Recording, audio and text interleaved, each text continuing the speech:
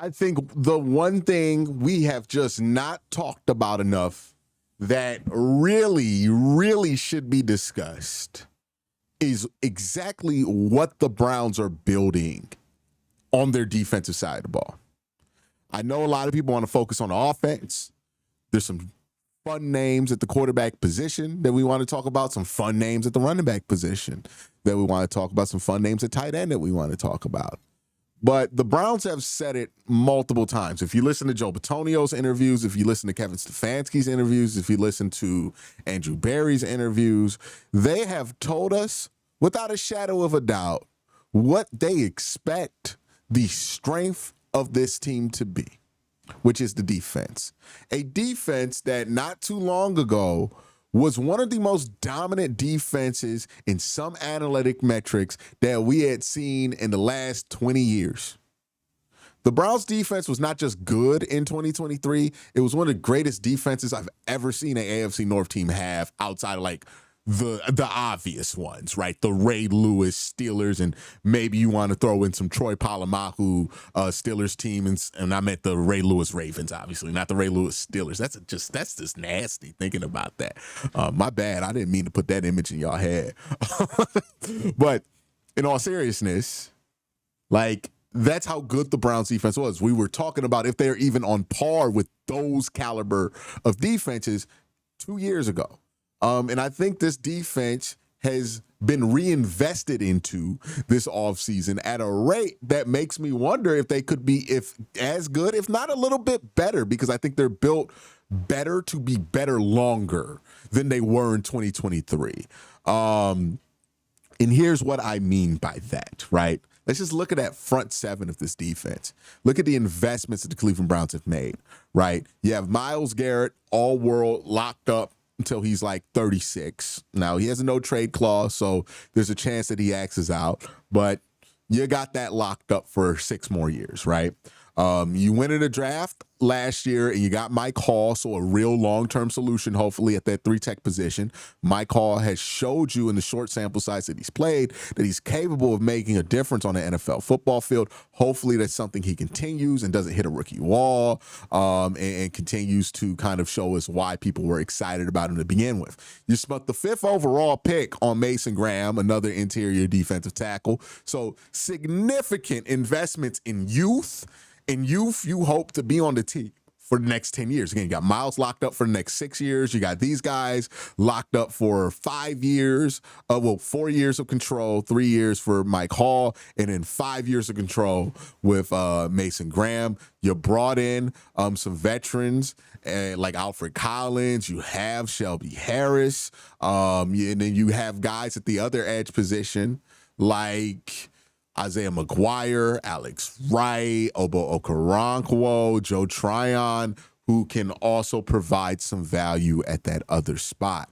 That is a really stacked defensive line room. Now, will they hit their full potential next year or this year? Probably not, right? Like rookie defensive tackles usually have a bit of a up and down go of it, even if they're very talented.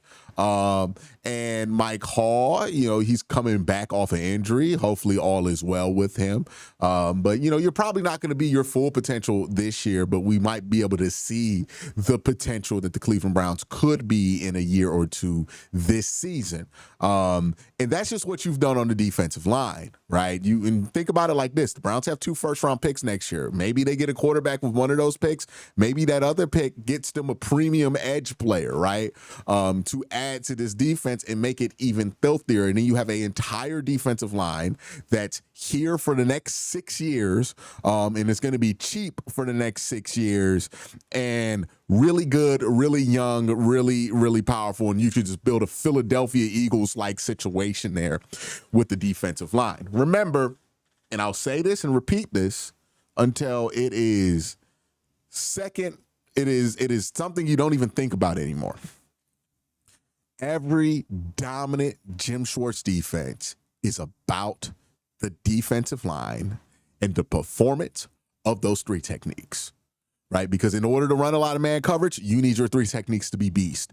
In order to run a lot of cover 2, you need your 3 techniques to be beast. In order to run a lot of cover 3, You need your three techniques to be beast because that allows you to still run defend out those base packages or even run lighter packages so you have heavier shells, like some more DBs and safeties out there, and still be able to run defend properly.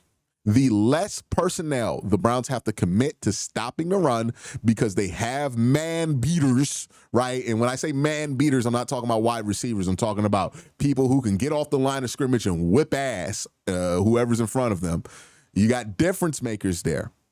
That puts you in a position to succeed because now you could just throw bodies at the secondary, and that's going to always create problems for a lot of offenses.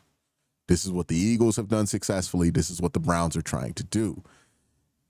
It doesn't just stop there with the defensive line, though, right? We know what the heart of a Jim Schwartz defense is about. We know that the Browns have built a healthy defensive line, and I'm pretty happy with the strategy that's went into it. We'll see if the individual selections work out, but I'm happy with the strategy that's gone into building that defensive line. Look at this linebacker room for a second and understand what the Browns have done to this defensive tackle room and how that's going to impact these linebackers, right? Without JOK still, right, who's on injured reserve for the whole year, we won't see him in 2025. And if we see him going forward, it is not guaranteed that he's going to be the same guy that got hurt, unfortunately, last year. So even if you rule out JOK, you spent the 33rd pick on Carson Schlesinger, who looks very good if you just look at his tape from UCLA. You have Mahmoud Diabate, you have Jordan Hicks, who played well for you last year, Devin Bush, who played well for you last year, DeAndre Baker, who's a veteran linebacker who's played well, and you just have a really solid linebacker room. And not only do you have a really solid linebacker room, these linebackers could potentially benefit from really improved defensive tackle play that's going to make their life easier.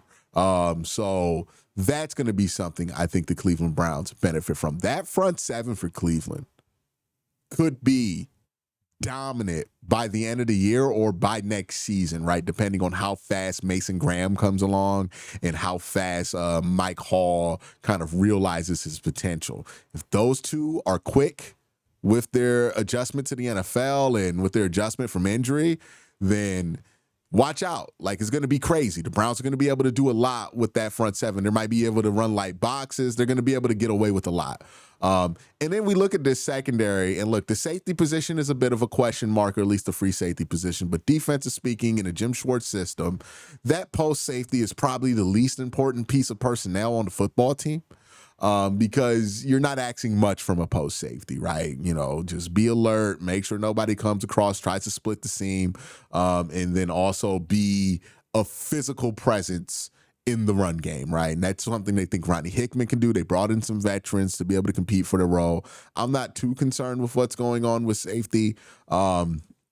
The Browns are going to be aggressive with their corners. They're going to get beat. They're going to give up some big plays because these corners are also going to try to hop stuff if the defensive line is playing really well. So they're going to give up big plays every once in a while, but that's all kind of part of the game that they're trying to play because they're also trying to ramp up turnovers, right? And that's where we get to these corners. Martin Emerson had a down year last year. I'm hoping that Martin Emerson bounces back from that down year and shows us why we had a lot of faith in him based on his first 2 years in the NFL. And I have faith that Martin Emerson's going to look a lot better. Is he going to look like a Pro Bowl guy like he looked his first couple of seasons in the NFL? I don't know. But yeah, I think there's a chance that he looks closer to that form than not this season. I don't want to just give up on him because he had a bad season. Guys have down years all the time. You're allowed to have a down year, just as long as you don't accumulate too many of those down years, then I think people are fine with that. Greg Newsome is still here. Say what you want about Greg, but him as your third corner, it's a really good benefit, especially when you got guys like Grant Delpit who can switch in and out with him if he has bigger assignments. And again, Greg Newsome, when there's really good defensive tackle play, there's really good linebacker play, which means the amount of big bodies that are going to be able to put a hand on him is lessened, allows him to be a lot more free at the nickel position and allows him to be more dominant. He's not a perfect corner, but he's somebody who could be very useful for you. And then obviously we know how dominant Denzel Ward can be. This defense could be really, really good, and I can see why the Browns have looked at that roster and said to themselves, this is 100% what we're going to build our philosophy on winning about, right? And that's why the Browns are going to plan to win games. It kind of reminds you of how the Steelers used to operate, right? They want to be the most physical team that you can find. And look at what the Browns have focused on, right? And look at what their point of emphasis is, even this early into the offseason process. They spent almost all of their draft picks, and yes, they spent almost all of their draft picks on guys who are going to be in that box. 2 running backs, right? A tight end, a defensive tackle, and a linebacker. You tell me what kind of football they trying to play. Because I know what kind of football they trying to play. This is a team that's trying to be more physical. This is a team that's trying to be more aggressive. This is a team that is trying to be a dog, right, on the football field. That is the aim for them. That is what they're trying to do. They want to wear teams down and beat teams up, and they've added bodies. Even just look at the running backs, right? Dylan Gabriel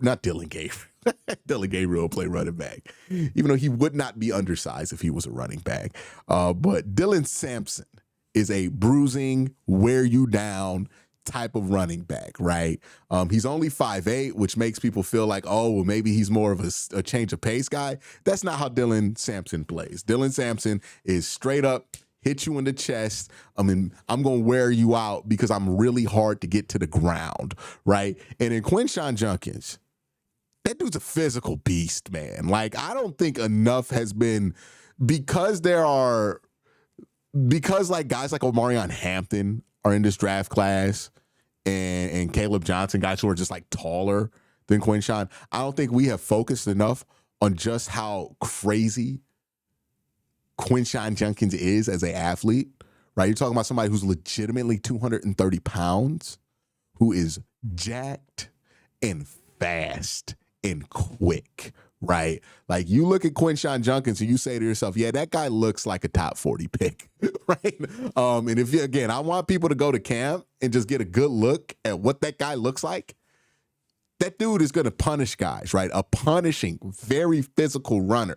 It's obvious what the Browns are trying to do. They've loaded the toolkit of hammers, just sledgehammers that they're going to throw at the opponent all year. That's what the Browns are trying to do.